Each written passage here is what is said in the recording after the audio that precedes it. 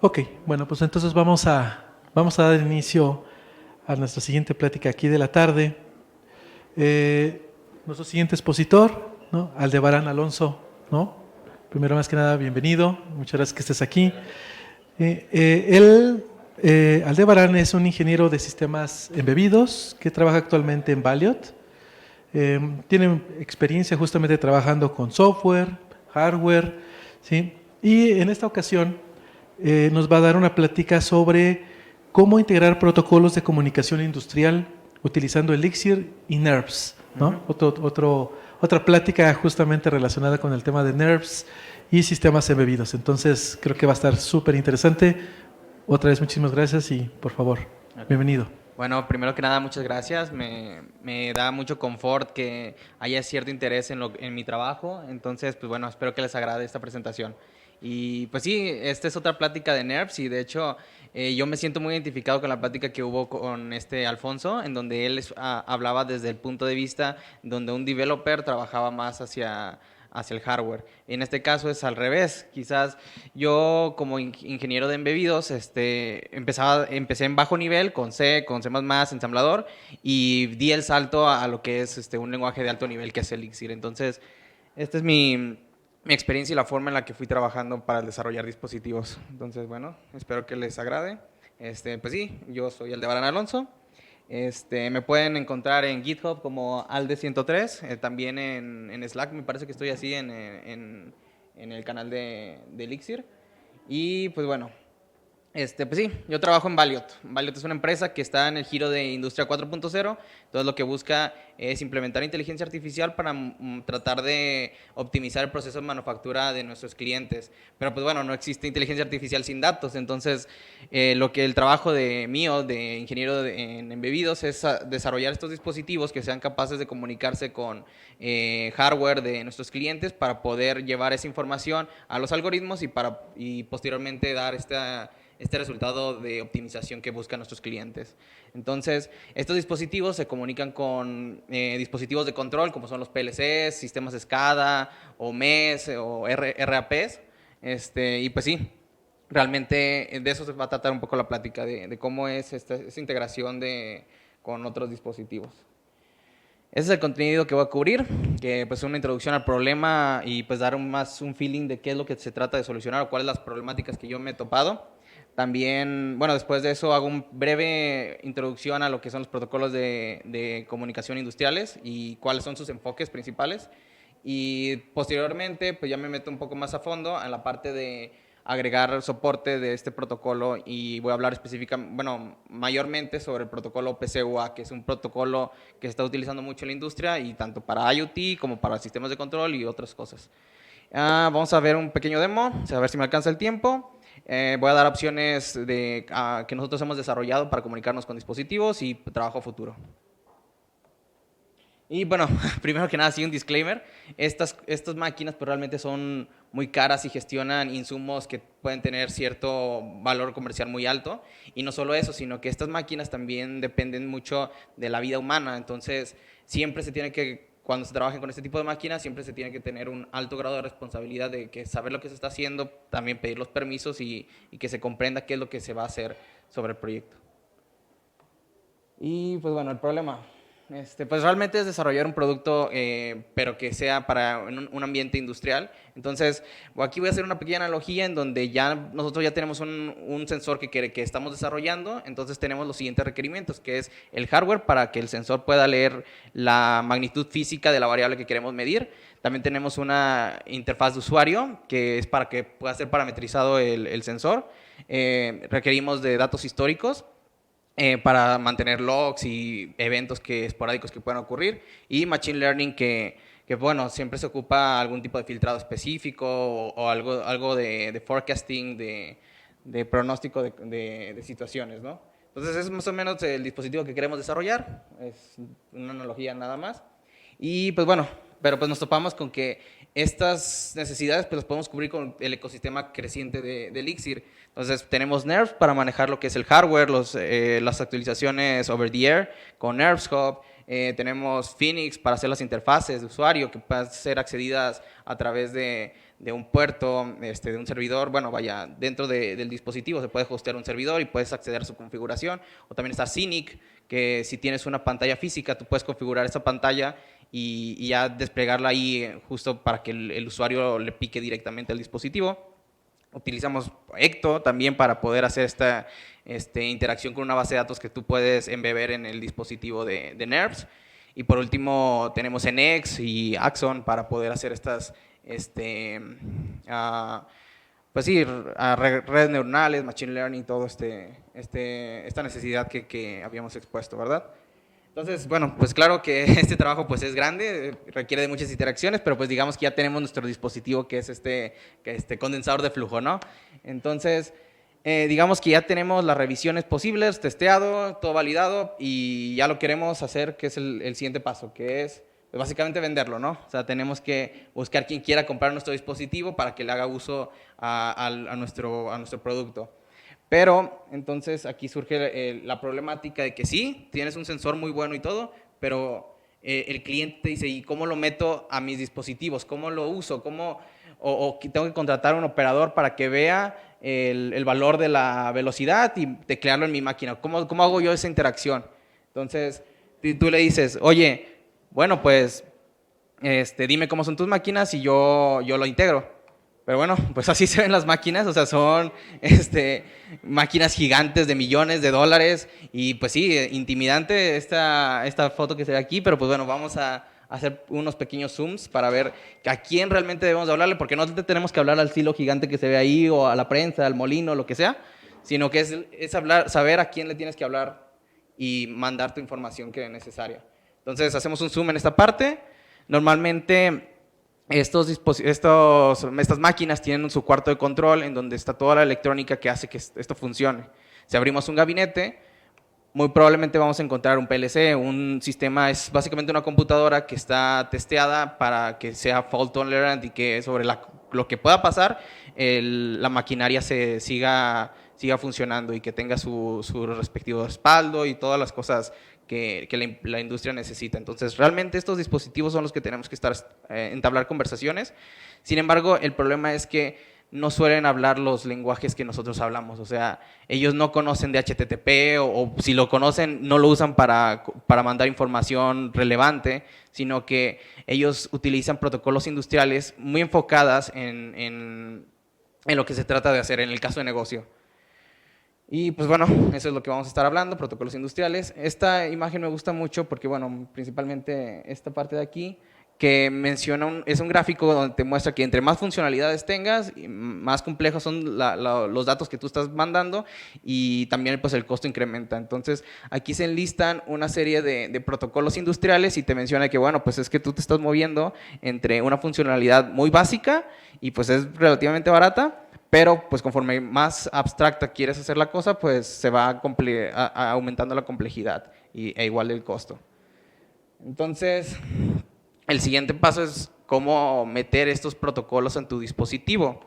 Y pues en nuestra experiencia hay 3 caminos. De hecho, pues sí, ya hay más, pero al momento de que hice esta presentación, pues lo resumí en estos 3. Entonces, una es una implementación completa en Elixir, o sea, buscar qué es lo que ya hay y tratar de como que armar estos bloquecitos para poder entablar esa conversación. Entonces, por ejemplo, en el caso de Modbus, Modbus es un protocolo de comunicación industrial viejo de los 70s, ponle, que es muy sencillo de entablar las reglas en cómo se van a mandar los datos, pero bueno, ya más adelante hablaremos de las desventajas.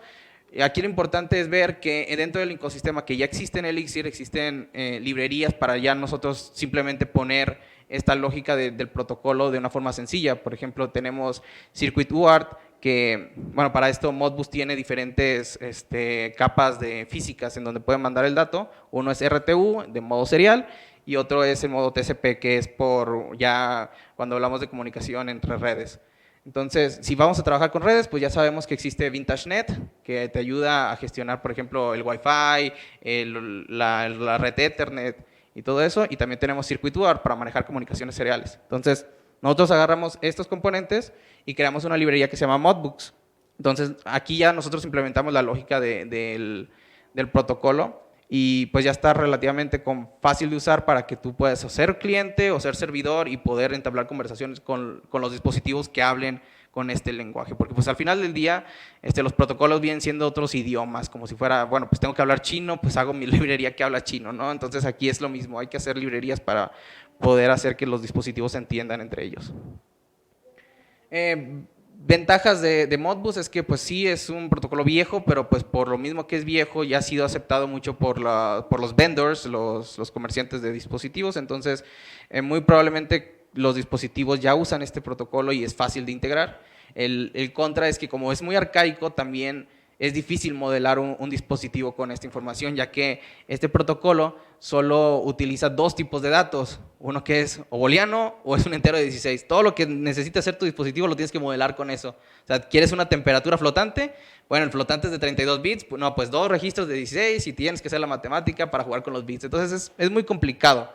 Y por eso empezaron a salir otros protocolos que tratan de mejorar esta forma de hacer las cosas. Otro punto muy importante es que no existe seguridad, o sea, básicamente pues en los 70 no había tanta esta preocupación y los datos iban pelones y realmente uno podía leerlos y ver qué se está pidiendo, cuál es la información de la máquina y pues bueno, esto en este tiempo de IoT que ya estamos todo conectado a internet, pues no es accesible, no es permitido mantener una conversación tan expuesta, ¿verdad? Entonces, por eso nosotros tratamos de implementar OPC-UA. Es un protocolo mucho más amigable para la definición de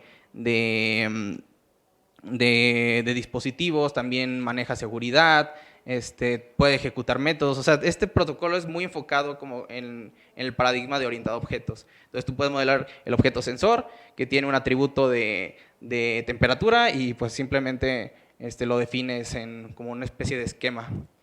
Pero pues como vimos en el diagramita anterior, entre más funcionalidades tengas, más complicado es la implementación, digamos, a pie. Entonces, pues, ¿cómo hacemos esto? Ya vienen las siguientes formas de integrar protocolos. Una son los NIFs, o sea, es básicamente buscar una librería, agarras por decir C, entonces tú agarras esta librería, implementas un NIF, que es una función nativa compilada directo para la BIM. El problema de esto es que, pues sí, es muy arriesgado, porque si llega a tronar este código en C, pues tu propia máquina truena, entonces no es admisible el hacer o utilizar esto, y más si estás agarrando una librería que tú no hiciste, que no entiendes todavía cómo funciona.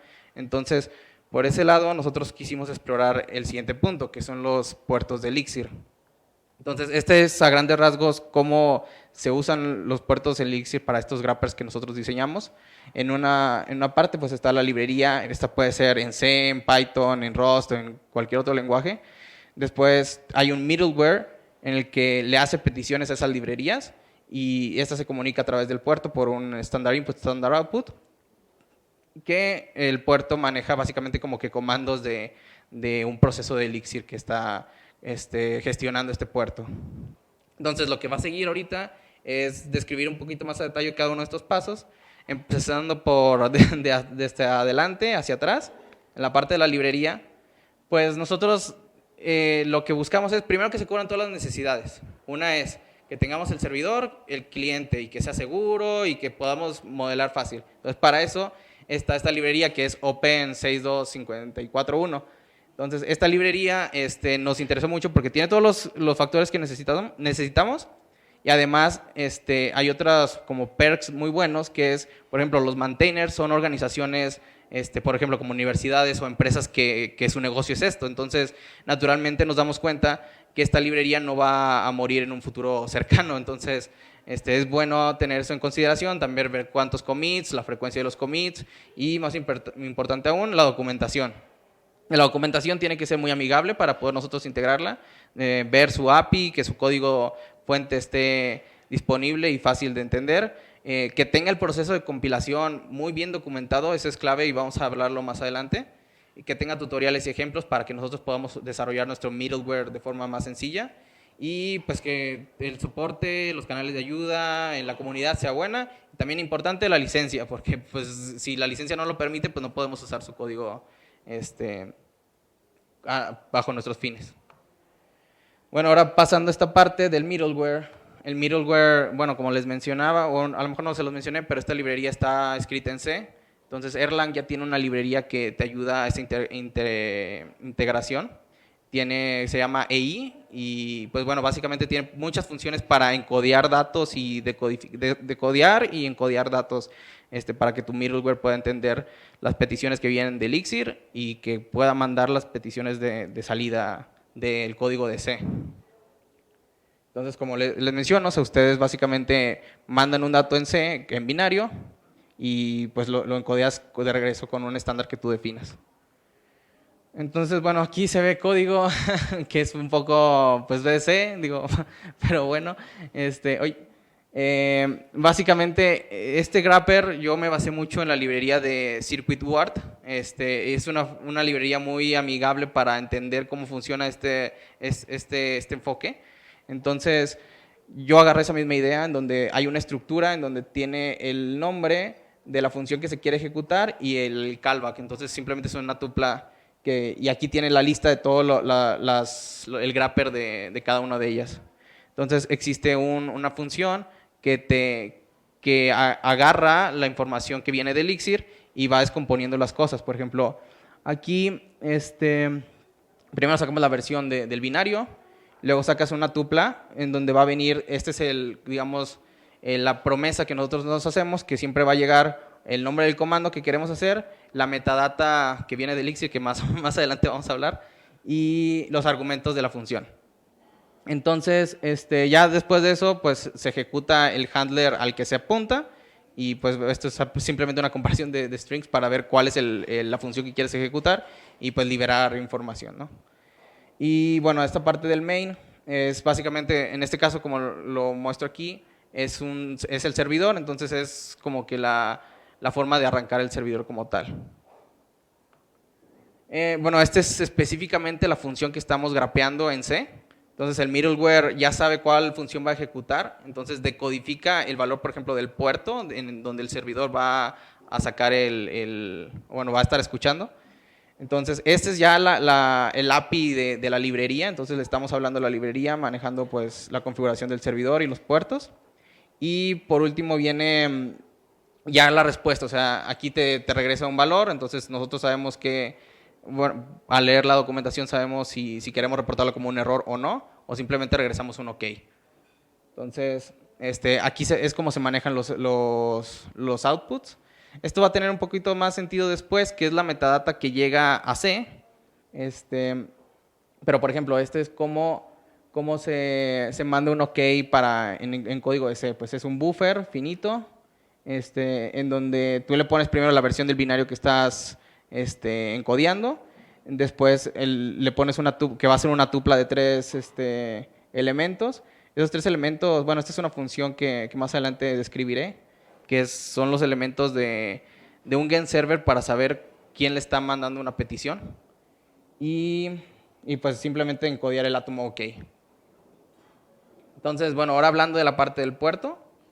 El puerto, hay una función que es relativamente popular, que es cambiar un término, que es cualquier cosa, puede ser un diccionario, bueno, un mapa, un átomo, una lista o lo que sea, que ese es el término y lo pasa a binario. Entonces, Elixir convierte sus términos a binario, se los manda a C y C le regresa el binario y con esta función pues simplemente conviertes ese binario a la tupla que te regresó de salida.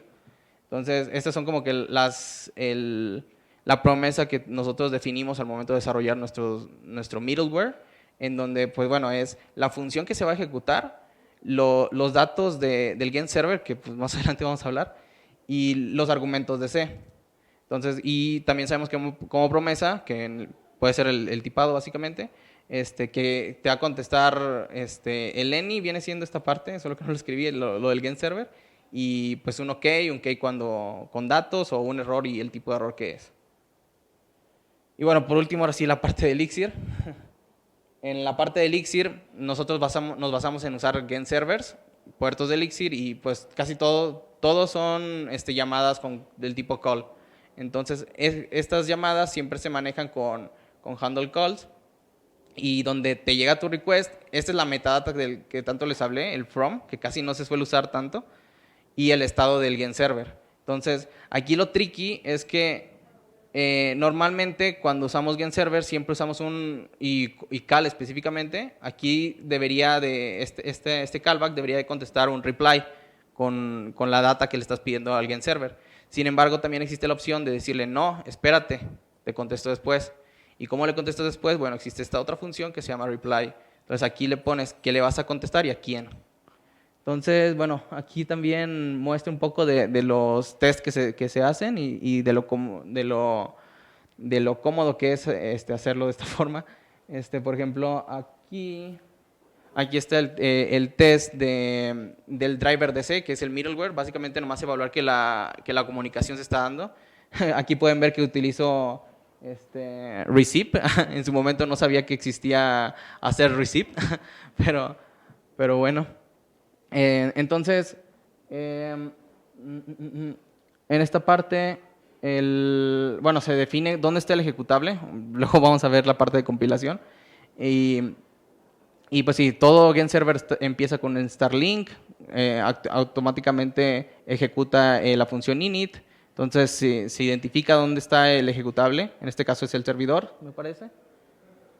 Y pues bueno, se ejecuta lo que es el puerto. Entonces esta es la función del puerto. Y pues bueno, todas las funciones que sean accedidas por el cliente de nuestra librería tienen esta forma. Como les mencioné, es el gen server call, donde su PID hace referencia al ID del proceso que nos está llamando. No, al que queremos llamar, al gen server que queremos llamar. Y pues bueno, este es el request, el handle call, como les mencionaba, agarra ese request tal cual, parsea un poco, le facilita el trabajo a C y después le hablamos al puerto, le mandamos un mensaje de Elixir para que ejecute lo que tenemos que hacer. Entonces, el call tiene, como les mencioné, una parte que es from, que viene la información del que trata de usar nuestra librería. Y pues bueno, esto todo se mete en esta función que después se manda el mensaje. Y ese mensaje se convierte en binario para que pueda ser leído por el middleware. Entonces, el puerto contesta con un mensaje también que viene en binario. Y nosotros lo tenemos que convertir ahora en datos, en tipo de datos que podamos manejar de Elixir. Parseamos un poquito. Y pues bueno, básicamente es eso. Y aquí ya como apartado final, le contestamos al quien hizo la primera llamada de la función, o sea, al cliente tal cual. Entonces, al final del día, este es el como que ya más descrito de todo lo que se hace, que viene siendo pues la parte del cliente y el servidor de OPC UA. La parte common es como que cosas que comparten entre los dos. Mandamos mensajes en binario al puerto y el puerto los codifica, los decodifica ya, bueno, ya en el middleware y después ya le hablamos directo a la librería que nosotros seleccionamos. El problema es que el jale no acaba aquí. El jale viene más adelante, que es la cross compilación. O sea, aquí lo importante y bueno, algo que no mencioné es que al final queremos que sea el que haga el trabajo sea nuestro dispositivo. Y nuestro dispositivo no es la misma computadora o la misma arquitectura de nuestra computadora. Entonces tenemos que hacer este jale que normalmente NERVS ya hace por nosotros. ¿Y cómo hacemos eso? Como les decía, en la documentación es muy importante que ellos te especifiquen cómo compilar su proyecto. Y por eso hay unas librerías que nos pueden ayudar a integrarlo al momento de que se hace toda la compilación del mix. Entonces, entre estas librerías existe CMake, existe el Make para los Makefiles, para poder compilar de forma más amigable el proyecto. Entonces, pues bueno, esta es la librería que sacamos con todo esto que les mencioné, ya básicamente toda descrita. Entonces, pues maneja muchas funcionalidades del cliente, muchas funcionalidades del servidor y pues también puedes encriptar y mandar mensajes de una forma mucho más segura. Entonces, esta es la parte del demo. Así a grandes rasgos, el dispositivo va a tener un servidor de OPC UA que vamos a modelar ahí el dispositivo pues dummy que creamos. Va a tener dos variables, que es la energía del flujo y la velocidad del DeLorean. Después, nuestro PLC, que ahora va a ser emulado por mi computadora, va a ser un cliente que va a estar jalando los datos de este dispositivo. También para emular, digamos, hardware de más bajo nivel, tengo un Arduino que simplemente le manda información al, ¿cómo se llama? Al sensor que estamos emulando. Entonces, bueno, vamos aquí a hacer una pausa. Entonces, por ejemplo, aquí, ya me conecté anteriormente por SSH al dispositivo de NERVS. Entonces aquí ya estamos en el dispositivo. Podemos hacer uso va a hacer uso de los, ¿cómo se llama? De los módulos que ya están por defecto en el sistema. Entonces aquí ya podemos ver de que, bueno, pues ¿sabes qué? Son los logs de que no se ha conectado con los Wi-Fi, pues está bien. Y pues bueno, algunas cosas que puedan estar pasando tras bambalinas. Y pues bueno, como les mencionaba, yo voy a emular ser el cliente. Entonces aquí yo puedo ver los hosts de OPC UA. Entonces, por ejemplo, aquí yo estoy seleccionando el de NERVS Local, que es específicamente la Raspberry que tengo aquí arriba. Y bueno, ya lo pongo, le doy clic en esta parte y sale el endpoint. Entonces simplemente lo doy OK, digo que sí, ya lo agrega a mi lista de dispositivos a conectarme y pues simplemente me conecto con esto. Entonces, en esta parte me aparecen todos los datos que puedo yo acceder. Entonces viene el capacitor de flujo, que es nuestro dispositivo virtual, y el servidor, que es información de cómo está corriendo el servidor de OPC-UA. Entonces ahí podemos dar acceso a por ejemplo, las máquinas, a que sepan si nuestro dispositivo es sano o no es confiable la lectura. Entonces, simplemente basta con darle clic a qué tiene el capacitor y como orientado a objetos te aparecen sus atributos y tú simplemente pues los puedes arrastrar para ver qué es lo que está generando. Entonces, en este lado pues simplemente es como un contador hacia arriba y llega un punto en donde se resetea. Pero pues aquí se puede ver sencillo, pero pues tras bambalinas es todo el backend de la librería que nosotros acabamos de portear. Y también pues pueden ver que hay estados. Entonces, si aquí pueden ver, hay demasiada información que implementarla en otro protocolo pues sería mucho más complicado manejar. También te viene el tipo de dato que es para que tú ya lo puedas consumir de una forma mucho más amena. Y ¿qué más? Bueno, y pues toda esa información también viene resumida aquí. Y luego también tengo las principales ventajas de NERVS es que te hace muy sencillo el desarrollo de un sistema embebido. Entonces, algo que a nosotros nos facilita mucho es que podemos emular el dispositivo embebido con correr simplemente la terminal de Elixir en tu aplicación. Entonces, por ejemplo, en esta parte yo simplemente hago ISM y ya estoy corriendo la aplicación de mi dispositivo. O sea, mi computadora está emulando la lógica de mi proyecto sin tener que yo programar el dispositivo posteriormente. Entonces, yo aquí, bueno, aquí un pequeño paréntesis, mi computadora sí hace lo de cifrado, solo que los certificados no los he actualizado. Entonces, aquí, si se fijan, ya tiene más endpoints en donde está la parte, pues, así abierta. Entonces, dependiendo de la configuración del servidor, tú puedes poner que el cifrado sea obligatorio o no. Y, pues, tiene sus formas, la librería, pues, tiene sus formas de exponer esas opciones. Entonces, si yo selecciono alguna, porque pues puede ser simplemente, bueno, maneja muchos tipos de cifrado. Entonces, por ejemplo, aquí me va a decir que a lo mejor no. Bueno, no se quejó. Bueno, ahora sí, ya, el certificado no jala. Y que bueno, pues, dale que sí. Ignorar. Entonces ya igual, este mismo endpoint, pues es la misma aplicación de Elixir, porque no está ligado per se a un hardware en específico. Entonces lo arrastro y hace lo mismo que el otro, está aumentando por uno. Pero la diferencia es que de este lado es mi computadora emulando el dispositivo y también tengo el dispositivo acá de este lado haciendo lo mismo. Entonces eso es la principal ventaja que yo veo de NERVS, que puedes de una forma muy sencilla desarrollar sobre tu dispositivo. Y bueno, aquí vamos a continuar con la presentación. Entonces, como mostré en una diapositiva anterior, hay muchos tipos de protocolos industriales, demasiados. Entonces, Así como hay diferentes marcas, brandings, también hay protocolos. Entonces, nosotros también desarrollamos wrappers de ese estilo para poder comunicarnos con diferentes dispositivos, PLCs y estas cosas. Por ejemplo, este es de Rockwell, esto es de Siemens. Y pues bueno, también hay, no solo nosotros estamos haciendo este esfuerzo para comunicarnos con los dispositivos industriales, sino también hay una compañía que se llama Berry, que en su momento era muy activo con NERVS y desarrolló también una librería para poder comunicarse con estos dispositivos.